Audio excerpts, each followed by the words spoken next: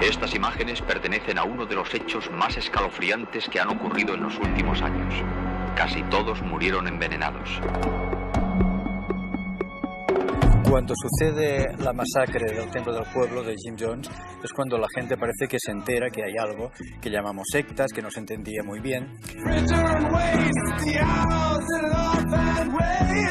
En los años 80 yo creo que lo fundamental es que estábamos saliendo de una dictadura política, militar y religiosa.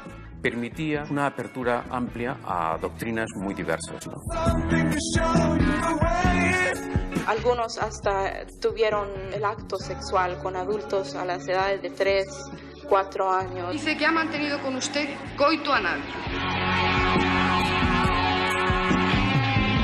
Está bastante claro que hay temas que provocan verdadero sarpullido. Jamás he inducido a la prostitución. Te anunciamos un programa sobre sectas y recibimos amenazas.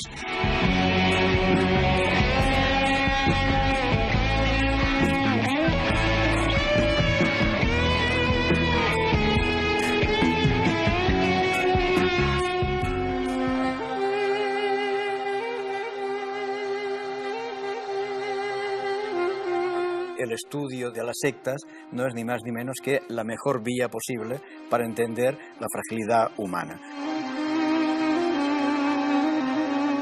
Porque cuando hay inseguridad personal, se buscan seguridades artificiales.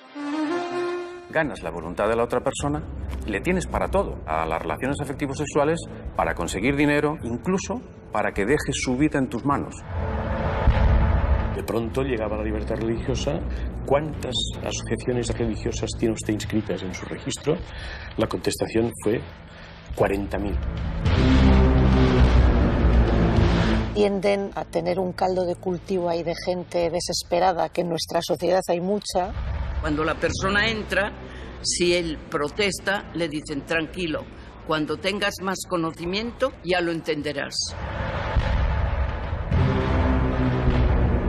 El Templo del Pueblo, según los entendidos, es una extraña secta que mezcla el protestantismo con ideas de lucha racial, resurrección de los muertos, espiritismo e incluso algún elemento marxista. Parece que las cosas más duras en sectas han pasado en Estados Unidos. El caso de Guyana, el caso de Jim Jones, que era el nombre del líder del Templo del Pueblo, que se llamaba el grupo, es paradigmático, ¿no? Era un pastor protestante, tenía su comunidad en San Francisco. Llegó un momento en que se sintió de alguna manera amenazado por su entorno, propuso a la comunidad irse hacia un lugar selvático de la Guyana, ¿no? Y le siguieron pues, centenares de personas, ¿no? Evidentemente allá, en un entorno mucho más aislado del mundo, su capacidad de influir, que era un líder carismático, fue mayor, ¿no? Todo empezó cuando una comisión de investigación, formada por el senador norteamericano Ryan y varios periodistas, llegaron hasta la comuna. El objeto del viaje era descubrir la certeza de ciertas acusaciones contra Jones que le tildaban de malos tratos, violencia, fraude, extorsión y, sobre todo, de retener a la fuerza a muchos fieles que deseaban abandonar la comuna. Lo recibieron muy bien, parecía que no iba a pasar nada, pero cuando se iban ya para el aeropuerto, con algunos ya de los, vamos a decir, arrepentidos, que abandonaban al líder allá en Johnstown, pues claro, el líder no lo aceptó. ¿Qué puedo hacer con los periodistas mentirosos? Váyanse. Déjennos, no nos molesten. Si se van no habrá ningún problema. Ustedes vienen aquí a todas horas, no sé qué pretenden. A algunas personas les gusta la publicidad, pero a mí no. Prepararon todo, evidentemente, para que se llevara la mejor impresión del mundo, pero aún así hubo algunos adeptos que querían irse en ese momento. Con ellos iban varios fieles que abandonaban la comuna. Delante del avión murieron 5 norteamericanos. Leo Ryan, senador demócrata, conocido por su lucha a favor de los derechos humanos, y 4 periodistas de medios informativos americanos.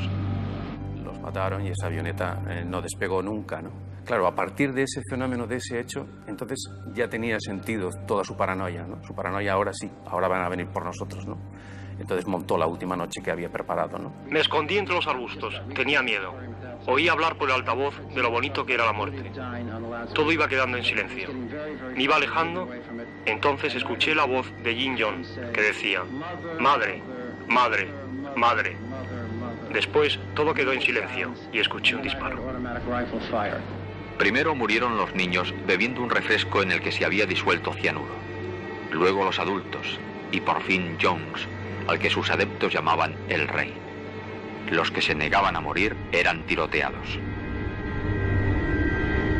Aquello fue una masacre en masa. La mayoría de la gente que murió allí fue asesinada. Y ha sucedido otras veces cuando tenemos un liderazgo paranoide en un grupo, cuando ese líder se siente perseguido y antes de perder el control del grupo prefiere eliminarlo. Si ganas la voluntad de la otra persona, le tienes para todo. Para las relaciones afectivos sexuales, para conseguir dinero y para todo lo que te dé la gana. Incluso para que dejes su vida en tus manos. Pues ahí persiste la duda, pero pudo ser eso, que unos murieran convencidos y otros, puede ser que la mayoría envenenados, ¿no? O sea, que fue un crimen de la mayor que ha ocurrido dentro del mundo tenebroso y oscurantista de las sectas.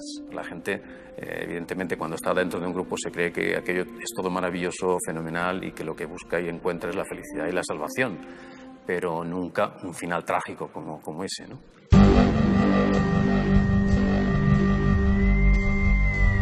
Los líderes suelen ser hombres, en su mayoría, personas con cierto carisma, con cierta capacidad para convencer, persuadir, seducir, con características a menudo narcisistas y megalómanas, es decir, que creen mucho en sus posibilidades y en sus capacidades para transformar la realidad, las cosas. Una visión delirante de la realidad, pero muy estructurada, de forma que parecen muy coherentes y que pueden elaborar un doctrinario que quizá desde fuera nos parece absurdo, pero desde dentro está muy currado y es muy coherente. Alguna característica de tipo paranoide, es decir, de enfrentarse al sistema, a la sociedad, porque es muy persuasivo, en general, convencer a la gente de que el mundo es una porquería, de que las cosas no funcionan, de que el sistema está agotado, de que hay que buscar otra cosa, ¿no?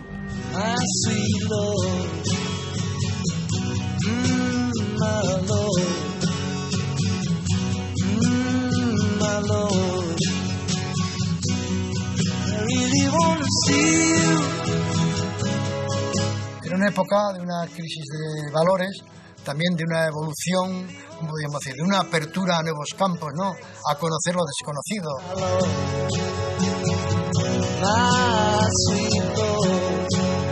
Estas ideas de religiones, de tradiciones, de costumbres, de hábitos del Oriente lejano, ¿no?, de China, de Japón, de la India. Entonces, había muchos seguidores de esto, ¿no?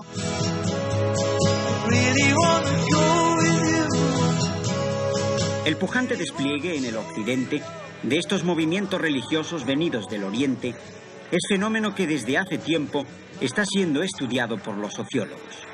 El momento de su creciente expansión, preponderantemente entre la juventud, es además interesante. En los años 80 yo creo que lo fundamental es que estábamos saliendo de una dictadura política, militar y religiosa. Habíamos empezado la transición. Entonces había una búsqueda, ¿no?, un deseo claro de tiene que haber algo más, ¿no?, de buscar cómo se plasmaba esa libertad. Perfilada la nueva Constitución, el Estado dejará de ser patrimonio de ninguna de las iglesias presentes en la sociedad española. La España oficial habrá de ser pronto reflejo fiel de esa España real, profundamente liberal e incluso laica. De pronto llegaba la libertad religiosa y, según nos dijo el director general de Asuntos Religiosos en su comparecencia, cuando le preguntamos cuántas asociaciones religiosas tiene usted inscritas en su registro, la contestación fue 40.000. Llegan a tu casa, te paran por la calle, sonríen, te preguntan si eres feliz o si te gustaría que el mundo fuera de otra manera. Esta táctica, u otras parecidas, seducen a muchos incautos que suelen acabar al poco tiempo convertidos en miembros de una extraña organización que puede llamarse Nueva Acrópolis o Misión de la Luz Divina, por ejemplo. Hubo una gran eclosión de grupos de todo tipo, de gente que estaba buscando, pues eso, vidas alternativas, ideas alternativas, creencias alternativas, y algunos pues encontraron eso y les construyó mucho mejor, y otros encontraron unos pozos en los que se hundieron, se volvieron dependientes y tuvieron muchos problemas.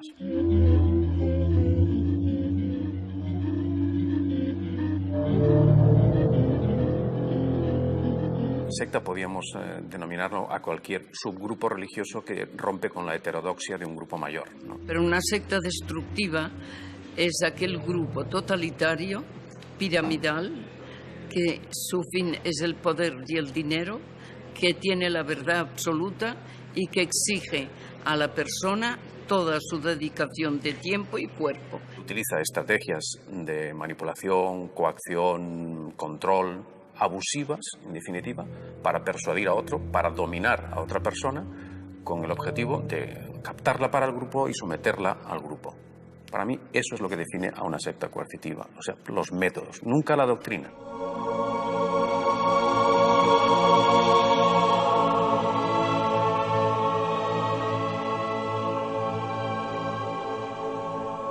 La historia de los sucesos del Palmar de Troya, localidad sevillana situada a unos 50 kilómetros de la capital, comenzó el 30 de marzo de 1968, cuando 4 niñas afirmaron haber visto a la Virgen sobre un lentisco de la Alcaparrosa, finca enclavada a un tiro de piedra de El Palmar. Fue la llamada. Desde entonces, una corte de milagros, ávida y singular, ha visitado el Palmar de Troya, dejando su impronta de peregrinos de buena fe o de pícaros de la legua, que de todo hubo por aquellos campos del Señor. El Palmar de Troya, yo diría que es un monumento a la psiquiatría. Nace en los orígenes, en los años 60, con supuestas apariciones de la Virgen, había un montón de videntes, a cual más desquiciado, hasta que llegó uno que vendió mejor el producto y que se apropió del lugar, y que era Clemente, un hombre con una historia deliciosa, larga de contar, pero que cualquier psiquiatra escribiría un par de tratados con su propia vida. Este hombre nació en Sevilla en 1946 y hasta los sucesos del Palmar de Troya era un hombre que llevaba una vida absolutamente gris. Y empieza a construir una comunidad a su alrededor, él y algunos, él era el vidente, el que ponía la cara, el que hablaba con la Virgen, pero gente más inteligente a su alrededor que empezó a montar la estructura administrativa y económica. Nada hacía imaginar que ese hombre, uno más de los muchos curiosos que acudieron por aquella época, iba a ser con el tiempo nada más y nada menos que protagonista de un cisma.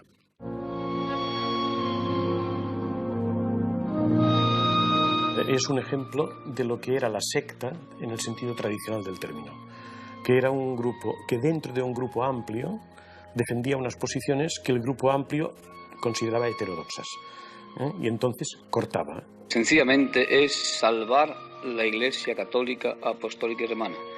El Palmar de Troya y esta orden concretamente de los Caminos de la Santa Faz tiene como misión continuar la Iglesia auténtica de Cristo. Pocos meses después, el flamante obispo Clemente sufriría un accidente desgraciado del que quedaría ciego. Los devotos del Palmar se volcaron en afecto y consideraciones hacia su obispo. Por favor, échense para allá porque... Reina de los cielos, tierna madre del Palmar. Muere Pablo VI, y entonces Clemente Domínguez, ni corto ni perezoso, dice que el nuevo papa es él, y se autoproclama papa de la Iglesia palmariana como Benedicto XVII. Era de extrema derecha, ¿no? O sea, él volvió al cristianismo más duro en cuanto a las misas en latín. A la Iglesia había que entrar perfectamente vestida de arriba a abajo, o sea, se había puesto extremista. Y empezaron a captar gente de la ultra derecha, ultrísimos católicos, de Argentina, muchos de Latinoamérica, pero también alemanes, holandeses, austríacos, gente con dinero que empezó a donar cantidades incomprensibles e ingentes de dinero para llegar a construir el Palmar de Troya con un coste de cientos de millones que nadie sabe muy bien de dónde salieron, pero que salieron, fueron donaciones. Todo eso creó pues un interés hacia su figura, ¿no? Ya la gente se empezó a acercar allá al Palmar porque vieron ya el gran templo que estaba montando, una especie de mini Vaticano, pero con mucho derroche de medios. Ya se montó una orden carmelitana de hombres y otra de mujeres. Venía mucha gente del extranjero, ingresaban en la orden y visitas de todos los lados. Ahí empieza toda una dinámica de locura absolutamente, donde la gente dentro tenía unas culpabilizaciones enormes, donde habían brotes psicóticos, donde había gente que se castraba para no caer en el pecado. Según tengo yo noticias, han acabado una cripta en la cual hay 130 nichos, no sé para qué serán. Si intentan hacer algo parecido a la de la Guayana, puede ser, pero vamos, no sabemos para qué serán esos nichos. Supongo que será para enterrarse ellos mismos algún día. El Palmar de Troya pues es una cosa que me ha impresionado muchísimo. Los estados de éxtasis, el fervor religioso que he visto en toda la gente es algo que me quedará una huella indudable. Generó pues una iglesia, una religión con sus curas, sus monjas, sus obispos, sus propiedades inmobiliarias que tenían y tienen muchas. Bien, el Palmar de Troya es algo, yo diría, muy castizo. Ya no lo podemos encontrar en Estados Unidos, ni en Alemania, ningún país serio, pero sí lo encontramos en España. Hemos invitado a Pepe Rodríguez. Muy buenas noches. Hola, buenas noches. Pepe Rodríguez es periodista, experto en temas de sectas desde el año 74. Cuando no habían, parece ser. Es un verdadero pionero en la investigación periodística. Yo empiezo a interesarme por las sectas en el año 72. Desaparece, entre comillas, una amiga de un amigo, pero que yo conocía bien, y 2 años después, en el 74, aparece y la vi muy rara. Había montado en su casa un templo y no entendía qué le pasaba. Y eso me apasionó porque el estudio de las sectas no es ni más ni menos que la mejor vía posible para entender nuestra propia fragilidad, la fragilidad humana. Vamos a entrar esta noche en un mundo muy difícil, muy complicado y que preocupa en muchos hogares. Un buen día, un muchacho que puede estar en estos momentos sentado a su lado, empieza a mostrarse extraño. Se va de casa y deja el menor rastro sin decir absolutamente nada.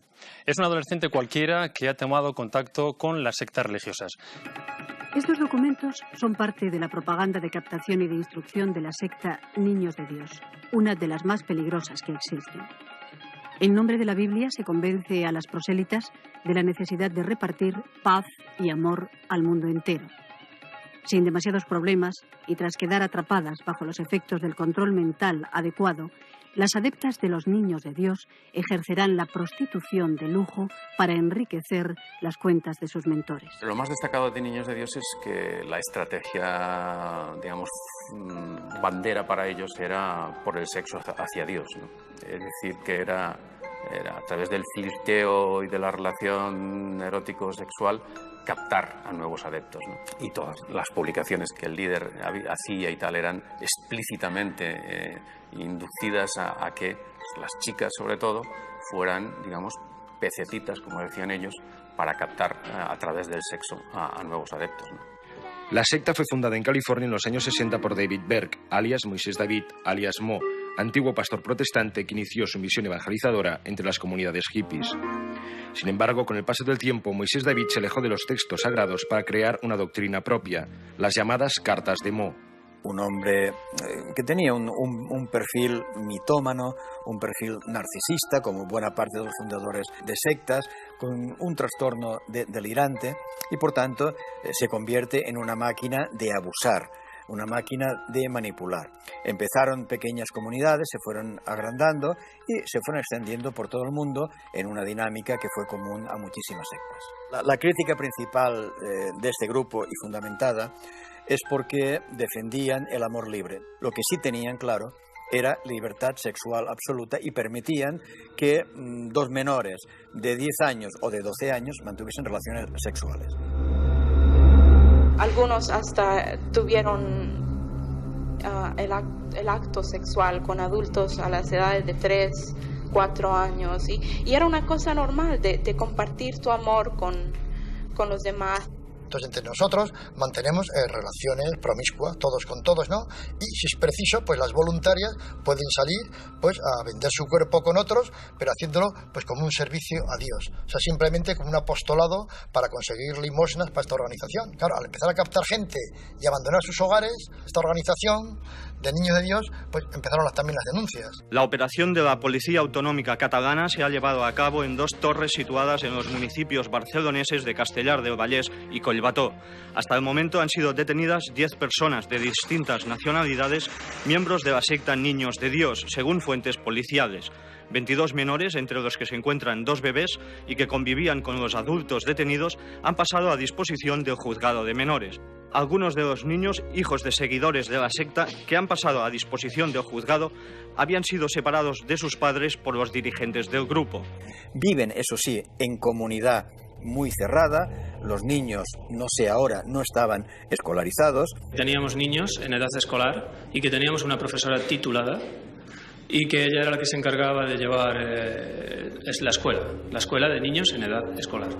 Por tanto, por mucho que hagan escolarización en su casa, están generando chavales aislados de la sociedad. Y aunque solo sea por eso, eso ni es decente, ni es adecuado, ni debería ser permitido. Una de las estrategias que utilizaban yo creo que para aislar más a los adeptos era fomentar que se cambiaran de país, ¿no? Y que se mudaran por distintos países a través de sus distintas fases, ¿no? Y eso los desconectaba más con la familia de origen. Mercedes ha sido protagonista en nuestro reportaje. Mercedes nos decía que no sabe nada de su hija, tal vez está en Sudamérica. ¿Usted no cree que en algún momento de lucidez su hija puede dar señales de vida? Es que es muy difícil que tengan un momento de lucidez. El grupo está muy encima, son muchos años machacándolas, el ambiente hace mucho, es muy difícil.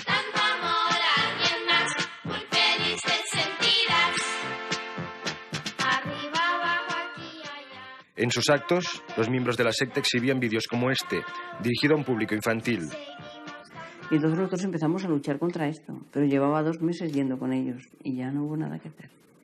Estuvimos trayéndola, llevándola al colegio, vigilándola, controlándola, se nos escapaba, se nos iba, se nos escapó de casa, hasta que cumplió los 18 años. Y el mismo día que cumplió los 18 años se marchó para clase y no volvió más. Ella trabajó muchísimo, estuvo muy pendiente de toda la vida de su hija, pero no logró atraerla nunca a su casa para poder hacer una rehabilitación.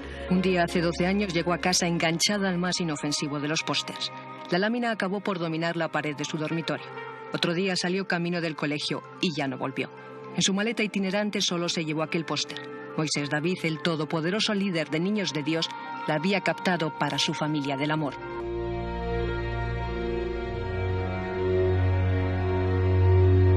¿Cuántas personas desaparecen en España cada año en una secta religiosa? Cientos cada año. En su caso, un hijo suyo se fue a una secta religiosa. ¿Cuánto tiempo estuvo? 2 años y medio que fueron muy durísimos. Tuve un hijo que se metió en un grupo y era un hijo. Es inteligente, era bueno, y de repente cambió. Yo pensaba, ¿qué demonio pasa? ¿Qué hay? Y a partir de aquí, pues empezamos. Fuimos en el año 80 a un congreso en París y entonces vimos el gran pastel que se nos descubrió. Mientras España no legalice o no opte por algún camino, en España van a seguir creciendo y van a venir viniendo todas las que Europa se está sacando de encima. Y yo decidí coger las riendas de todo esto, absorbí todo lo que sabían, absolutamente todo, y a partir de aquí fundamos esta entidad. El Parlamento Europeo ha dado unas normas, Alemania, Francia han dictado también algunas sentencias. Esto obliga a los grupos sectarios a recluirse y a cambiar de situación. España todavía no ha hecho nada en este sentido. Entonces aquí es un reino de taifas, aquí se instalan y aquí viven y aquí se legalizan y aquí hacen lo que quieren.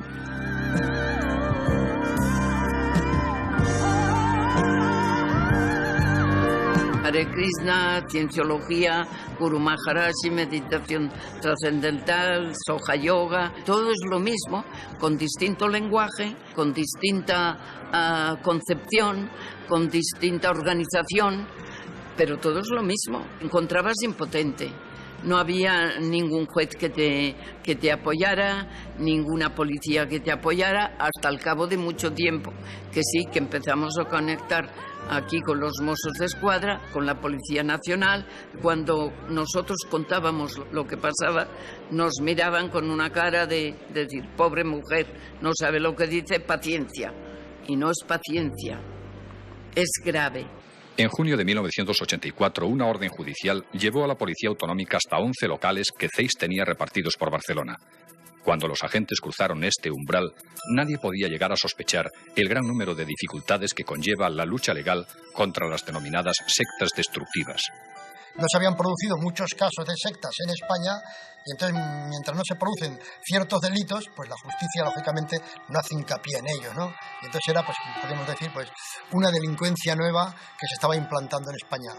La secta CEIS nace de un líder con un perfil claramente delirante, muy narcisista. Había sido condenado antes por maestro, por muchas cosas, y monta un grupo pseudoterapéutico al que empiezan a ir personas que tienen problemas emocionales y que buscan pues un amparo. Y finalmente, para liberar no sé cuántas cosas extrañas, se acaban prostituyendo todos con relaciones promiscuas. Señor Lapiedra, ¿qué es el Centro Esotérico de Investigaciones? El Centro Esotérico de Investigaciones como tal no existe. O sea, a nosotros siempre se nos ha dicho que somos una secta, que se nos llama la secta CEIS, y eso es totalmente incierto. En principio no somos una secta. Ellos se anunciaban como psicólogos en los periódicos y el mismo teléfono que anunciaban como tratamiento de pareja y psicológico lo utilizaban también para anunciarse luego en contactos para prostitución, ¿no? O sea que el intrusismo y la prostitución iban muy ligados, ¿no? CEIS es un piso donde se imparte para psicología. Entonces, la estructura de CEIS como tal no existe. La estructura de CEIS, en todo caso, sería el que hay una señora recepcionista que atiende unas visitas, se le apuntan unas visitas a un señor que quiere saber sobre su futuro, va, se tira las cartas y eso es la estructura de CEIS. Ante la gravedad de las sospechas, la Policía Autonómica Catalana decidió infiltrar un topo en la secta, el funcionario de la Dirección General de Seguridad Ciudadana, Antoni Tarrida. Tarrida pasó 6 meses en CEIS simulando ser un desesperado que acudía a las terapias como último recurso para rehacer su vida. Según el informe elaborado por Tarrida, todas las actividades y la doctrina de CEIS encaminaban al adepto de forma sutil hacia la prostitución. Con estas bolas, los dirigentes de la secta sorteaban periódicamente los emparejamientos homo y heterosexuales. Según Tarrida, con este acto se ponía en práctica la doctrina del grupo. El sexo es una necesidad fisiológica más y el amor de pareja es egoísmo. Si hay gente fuera en el exterior que por hacer prácticas sexuales, por tanto prácticas de amor universal, están dispuestas a pagar, pues ¿por qué no aprovechar esa oportunidad para cobrar de esos servicios haciendo prácticas de amor universal, ¿no? Y así justificaba la prostitución en el grupo, ¿no? Destacados miembros de CEIS regentan una docena de locales entre los que se encuentran 2 clubes de striptease masculino y en los que trabajan adeptos de la secta.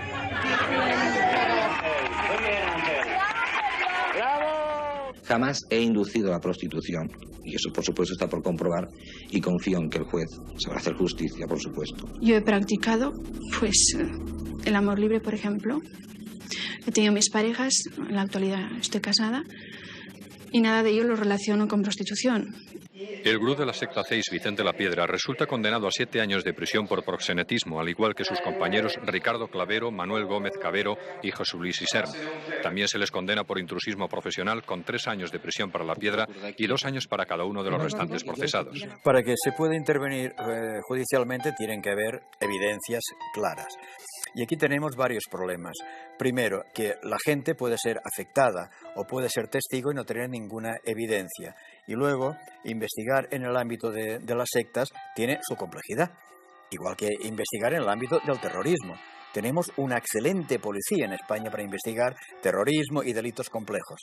En cambio, no ha sabido investigar las dinámicas de grupos equiparables, como son algunas sectas, y por tanto sus trabajos no llegaban a ninguna parte. Las denuncias de los familiares o afectados no tenían ningún tipo de evidencia y acababan archivadas. Contra la Iglesia de la Cienciología han sido formuladas diversas acusaciones, entre ellas estafa y explotación económica y laboral de los adeptos. Aquí, en el número 20 de la calle Montera, la secta dianética ha tenido durante años su sede central en Madrid a plena luz pública. Desde aquí se movían los hilos económicos de la organización y se orquestaban las campañas de lavado de cerebro para reclutar adeptos. Cienciología es un grupo curioso, es un grupo internacional, muy potente en todo el mundo y que en los años 80 fue un grupo perseguido y muy recriminado.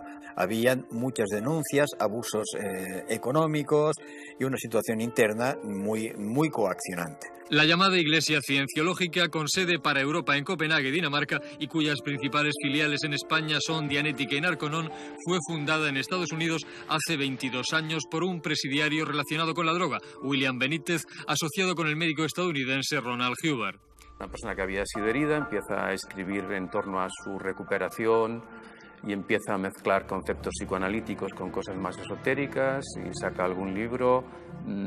Alguien le sigue, estaba en un entorno favorecedor de que fuera mediático, como era California, y genera una serie de seguidores que acaban montando un negocio, digamos, en torno a ciertas estrategias de mejora personal que dicen que les funcionan, y a partir de ahí se multiplica el eco, los seguidores, y van montando un negocio internacional fabuloso y divinizando a esta persona y haciéndole altares y convirtiéndola en más cercano a Dios que al soldado que era en su momento. Prohibida en varios países europeos, la Iglesia Cienciológica ha visto prohibida su inscripción en España como asociación religiosa en 2 ocasiones, pero eso no le ha impedido funcionar bajo otras coberturas. Según los expertos policiales, Dianética y Narconon, dedicada la primera a impartir cursos llamados de reestructuración mental y la segunda a la rehabilitación de drogadictos previo pago de fuertes sumas de dinero, tienen básicamente 2 objetivos. Primero, la explotación psicológica de los adeptos. Segundo, la explotación económica. Y la dependencia de la droga se cambia a menudo por la dependencia de la secta mediante ruptura con la familia y alienación del individuo. Te das cuenta de lo único que recibes a cambio es un lavado de cerebro y una programación que te imponen ellos, una programación psicológica, para que trabajes para ellos y para que, digamos, consigas sus finalidades. En la instrucción judicial se vio que podía haber un delito de estafa porque habían pagado cantidades importantes por servicios que no obtuvieron. En estos lugares, según algunos rehabilitados, tienen lugar milagros producidos en tan solo 3 meses a base de terapias con vitaminas, saunas y lecciones con especialistas que no están reconocidos oficialmente por ninguna instancia oficial, pero sí están formados en centros de Narconon. Puesto que aquí nadie está coaccionado, ni estamos aquí raptados, ni nada. Aquí estamos todos bajo nuestra propia voluntad y aparte estupendamente. ¿Me entiendes? Locos por acabar nuestro programa y seguir aquí, que es lo nuestro, y acabar lo antes posible y seguir afuera para luchar por nosotros y yo concretamente por mi familia. O sea, durante un tiempo, mientras estás programado, mientras estás dentro de la secta, parece que tengan una atención especial hacia ti, ¿no? O sea, como un mimo especial. Pero cuando se acaba tu dinero es cuando te das cuenta que no, que eso ya desaparece. Ahí se queda todo en una bruma, ¿no? En una nebulosa. Lo sorprendente es que hasta ahora Dianética y Narconon han venido funcionando en España con absoluta impunidad, hasta el punto de que este libro, La Biblia de Dianética, considerado por las asociaciones antisectas como altamente pernicioso, ha estado a la venta en toda España e incluso formó parte de la promoción mensual de importantes cadenas de establecimientos comerciales. Se hizo una acción judicial en el año 87, si no recuerdo mal. Fue una buena acción judicial, una buena investigación. La policía prosigue las investigaciones sobre responsables y colaboradores de la secta de la Cienciología, tras la detención ayer de 72 personas que participaban en un congreso. Todas las víctimas de la presunta estafa de que se acusaba a Cienciología les pagó dinero, les devolvió dinero, les indemnizó y, por tanto, se retiraron. Ellos me ofrecieron a mí $500,000 de pesetas para que yo retirara la denuncia. Yo se lo comenté a don Emilio y me dijo que no. Tras declarar ante el juez, 11 personas, entre ellas el número 1 de la secta, Herbert Jentsch, ingresaban en la cárcel, mientras algunos extranjeros eran expulsados de España. ¿Dónde está el dinero que nos habéis robado? ¿Y cómo nos habéis utilizado para el tráfico? ¡Sin vergüenza! Es el grupo más poderoso, más rico de los grupos totalitarios, que tiene más adeptos y que nos toma más el pelo y que tiene unas verdaderas fortunas y que nadie le dice nada y que en Madrid está delante del Congreso y que todo el mundo lo aplaude. A mí me denunciaron, pero no me ganaron. Constituida en el Congreso de los Diputados la primera comisión parlamentaria que estudiará la situación de las sectas religiosas en nuestro país. En estos momentos, unos 150.000 jóvenes están integrados en las cerca de 300 sectas implantadas en España. Nosotros, por supuesto, deseamos que todos los ciudadanos puedan asociarse libremente en torno a una idea religiosa o cultural, pero también que dentro de estas asociaciones los sujetos tengan la misma libertad para entrar, para permanecer o para salir si así lo desearan, y que en ningún momento sus personas se vean sometidas a ningún tipo de coacción. Los periodistas preguntaban en los pasillos del Congreso, bueno, señor presidente, ¿van a hacer la lista de sectas en España? Y yo les decía, es difícil que hagamos una lista de algo que no sabemos muy bien cómo definir. Éramos 9 diputados de los distintos grupos. Dije, bueno, pues podemos hacer un ejercicio, ya que el interés general está en ver si hacemos listado o no.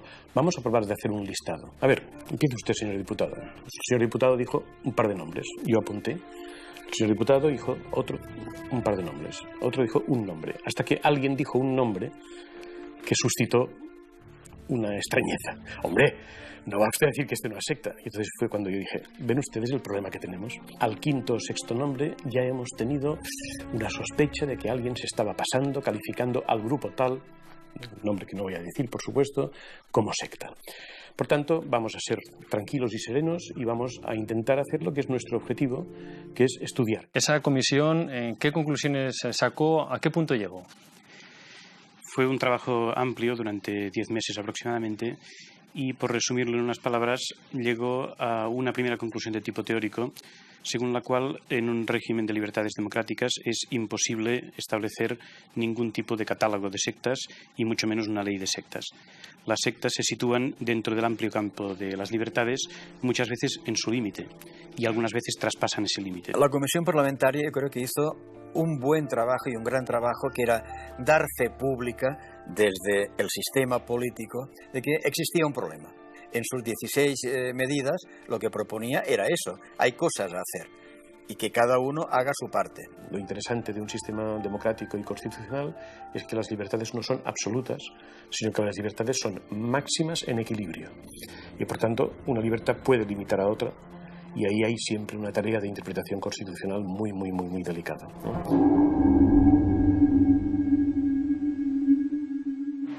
Juro por mi honor luchar y pertenecer a la Guardia de Hierro de Edelweiss hasta mi muerte. El caso más mediático que ha habido de sectas en los 80 fue, sin lugar a dudas, Edelweiss. Ya la personalidad de su fundador pues era, vamos a decir, impactante, conocida.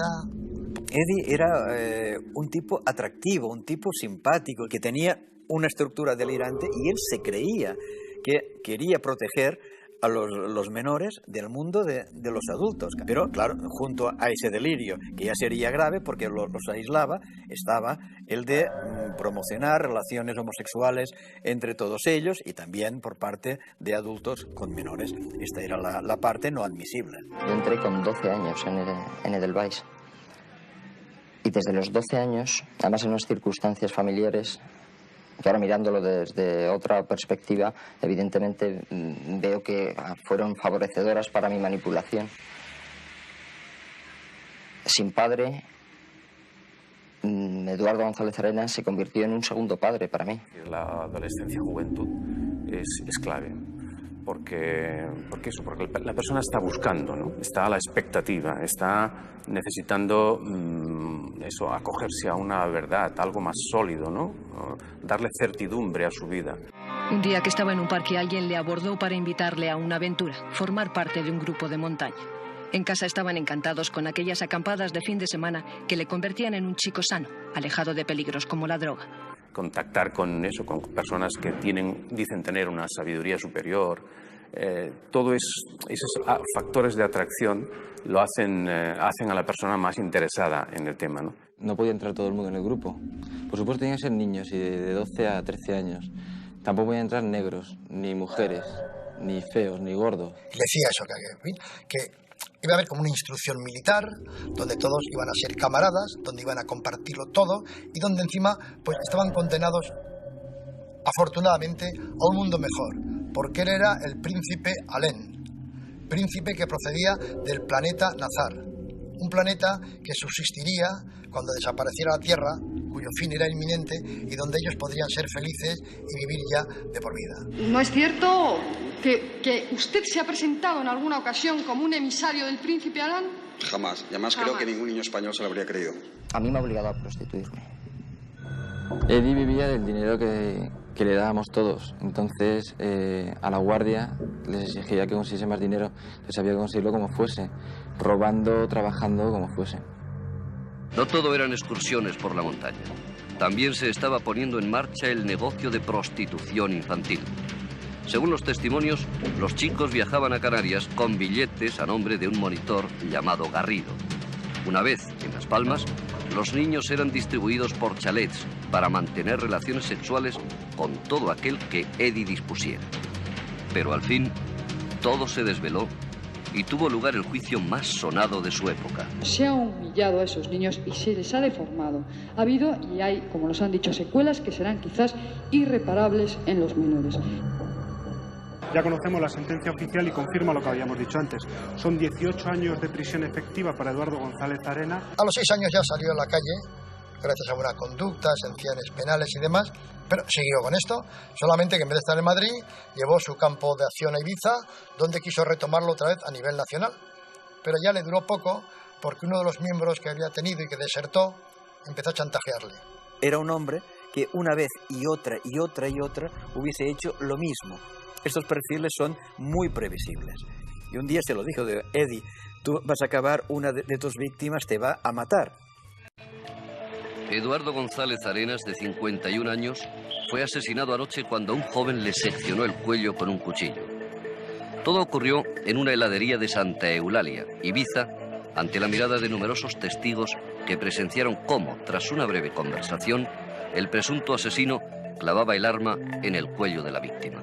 Se entregó a la policía, dijo que también habían abusado de él, que quería vengarse y demás, y ahí terminó pues la historia de este líder de esta secta destructiva y de Delbais. Pilar Salarrullana, ustedes la conocen, diputada del Partido Demócrata Popular, que el 15 de septiembre formuló una pregunta al gobierno sobre las sectas y que desde entonces está tratando de acarrear material para hacerse con los datos básicos.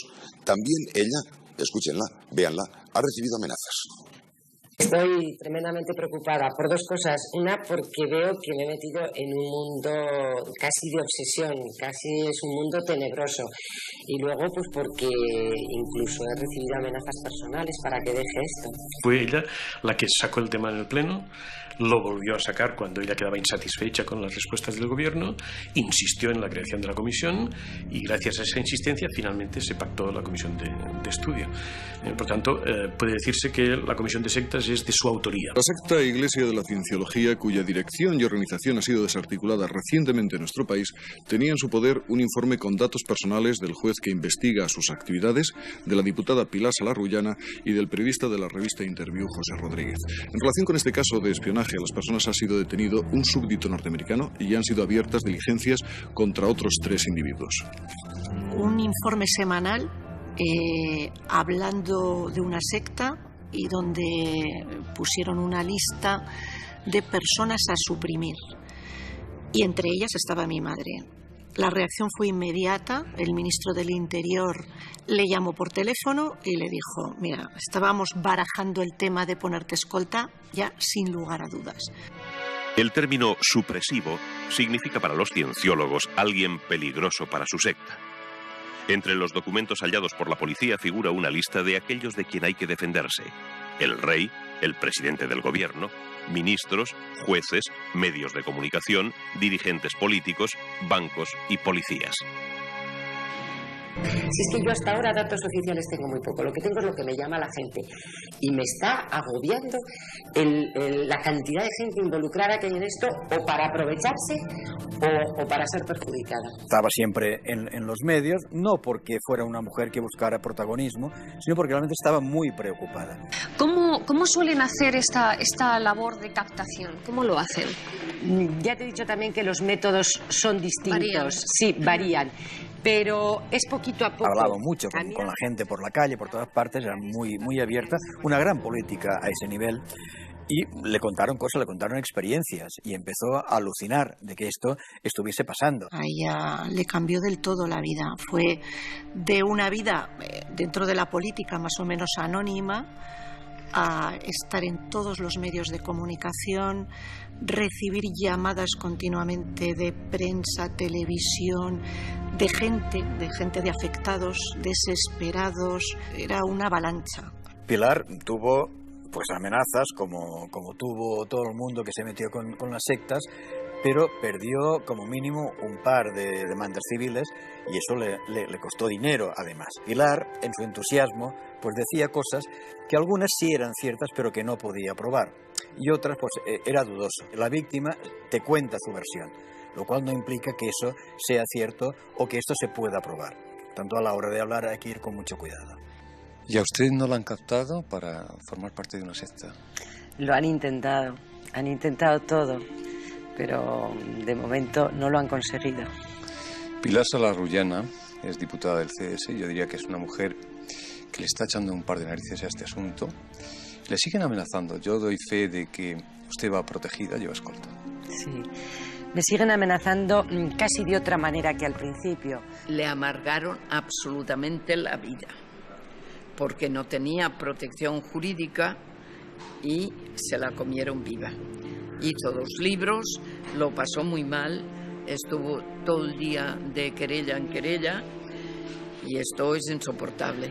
Me han ofrecido viajes alrededor del mundo, asistencia a las conferencias internacionales más importantes, pero yo siempre digo que a mí el dinero no me... Tengo lo suficiente para vivir y me basta. Pero sí tengo miedo que algún día me ofrezcan algo a lo que no me sepa resistir, porque he visto a tanta gente que se deja comprar.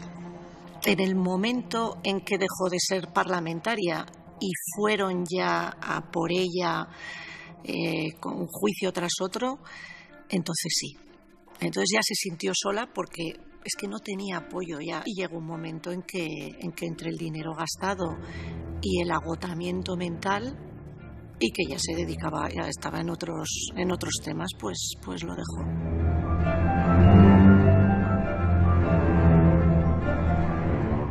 Tiene 18-20 años, nivel social medio alto. Está descontento con lo que le rodea. Se siente solo, aburrido, desilusionado. Es la presa ideal para los traficantes de esperanzas. Pero yo he conocido a gente normal que de pronto se han metido en una secta y estaban encantados de la vida, ¿no? Y te venían y te querían convencer y te contaban excelencias y maravillas y tal. Claro, luego a los años te los encontrabas, venían ya desengañados y te decían todo lo contrario, ¿no? Pero gente muy seria, con carreras, con estudios, con todo, ¿no? Por eso algunos de estos grupos en aquellos 80 se dedicaban, por ejemplo, a buscar personas a lo mejor en estaciones de tren o en aeropuertos. Es decir, buscando gente que acababa de despedir a alguien y se encontraba sola, a lo mejor, ¿no? Y le contactaban en ese momento, ¿no? Buscaban un momento en donde emocionalmente hubiera déficit, ¿no? Hubiera vulnerabilidad, para tener más éxito en su propuesta. Suelen ser personas muy idealistas, ¿no? Que quieren eso, lograr transformarse ellas y transformar a su entorno y mejorarlo, sin duda alguna, ¿no? ¿Qué le llamó la atención para a los 20 años ir a una secta? Pues yo buscaba la manera de cambiar un poco el mundo. Veía que este mundo estaba muy mal, que esta sociedad era un desastre tal y como funcionaba, y me dieron una solución muy buena, unos medios de trabajo en grupo para poder conseguir algo, cambiar este mundo para mejor de alguna manera. Cuando la persona entra, si él protesta, le dicen tranquilo. Cuando tengas más conocimiento, ya lo entenderás. Y poco a poco va perdiendo el sentido crítico y esta persona no puede razonar. Es imposible. Es como si tuviera el cerebro congelado. Date cuenta que cuando estás dentro, ese es el proyecto de tu vida. Tú eres, te identificas, eres eso. Te da casi plena identidad. Cuando abandonas eso, todo se te cae, todo se rompe, ¿no? Es una estantería con todos los libros bien colocaditos y de repente se rompe por peso eso y se destruye todo y tienes que reconstruir tu vida, ¿no? Y cuando has pasado muchos años dentro, o peor aún, cuando has nacido dentro, como es el problema de lo que llamamos hoy segundas generaciones, ¿no? Te abres a un nuevo mundo, descubres un nuevo mundo. En el mundo de las sectas pues pasa como en el mundo delictivo en general, que siempre habrá engañadores y siempre habrá engañados. Pero es que hay muchos de los segundos que se prestan a que hagan lo que quieren los primeros, ¿no? Su medio de comunicación es Internet. Hacen una propaganda tremenda pero enganchan exactamente igual. Tienden a tener un caldo de cultivo ahí de gente desesperada, que en nuestra sociedad hay mucha, y que se siente sola, que son carne de cañón. Y eso no va a desaparecer. Porque cuando hay inseguridad personal, se buscan seguridades artificiales. Las sectas son una de las seguridades artificiales, las sectas más duras, digamos, ¿no? Otra pueden ser las drogas. Todo eso se combate pues con afecto y con seguridad. Cuando muchas veces se habla de prohibir las sectas, que no tiene sentido. Si prohibimos los bares, no vamos a evitar el alcoholismo. Por tanto, no se trata de perseguir sectas, se trata de educarnos de otra manera para que no necesitamos reducir nuestra ansiedad consumiendo exceso de grupo, por tanto sectas, ni consumiendo exceso de alcohol, ni exceso de nada.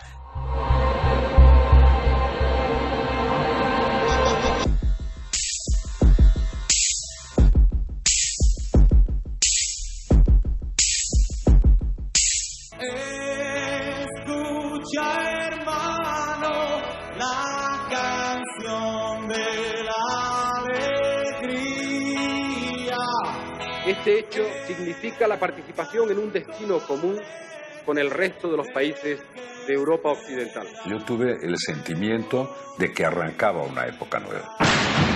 A las 12:30 del mediodía se producía la explosión en el segundo sótano del aparcamiento subterráneo de la calle Felipe II de Madrid. Yo al menos tuve esa extraña sensación de estar viviendo un momento único en la vida de España, tintado por la sangre de los atentados de los terroristas.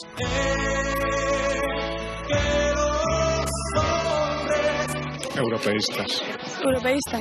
Europeístas. Europeístas. Vamos a romper las fronteras para tener aquellas farmacias, aquellos hospitales, poder participar de una gran prosperidad económica, de un gran progreso social. Sin duda alguna ese fue, digamos, el fin de la transición.